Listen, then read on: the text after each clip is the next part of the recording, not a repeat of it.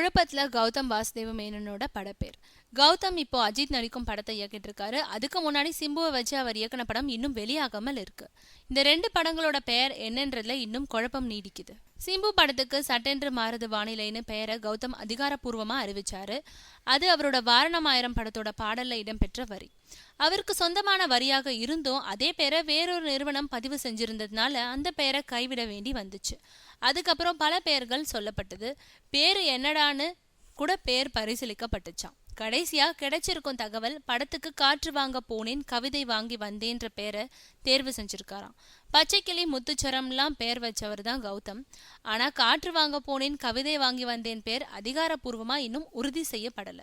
அஜித் படத்துக்கு 1000 தோட்டாக்கள் உள்பட பல பெயர்கள் மீடியாவில் புழங்குச்சு. அது பத்தி பேசின கௌதம், அது எல்லாமே நல்லா தான் இருக்கு, ஆனா அஜித்தோட கதாபாத்திர பெயரையே படத்தோட பெயராக்க தீர்மானிச்சிருக்கிறதா சொன்னாரு. அதை தொடர்ந்து படத்துக்கு கௌதம் சத்யான்னு பெயர் வச்சிருக்கிறதா தகவல் வெளியாச்சு. படத்துல அஜித்தோட பெயர் சத்யானும் சொல்லப்பட்டுச்சு. கமலோட சத்யா படத்தோட அதி தீவிர விசிறி கௌதம். ஆனாலும் சத்யா இன்னும் அதிகாரப்பூர்வமா அறிவிக்கப்படாததுனால இந்த 2 படங்களோட பெயர் என்னன்ற குழப்பம் இப்ப வரைக்கும் நீடிக்குது.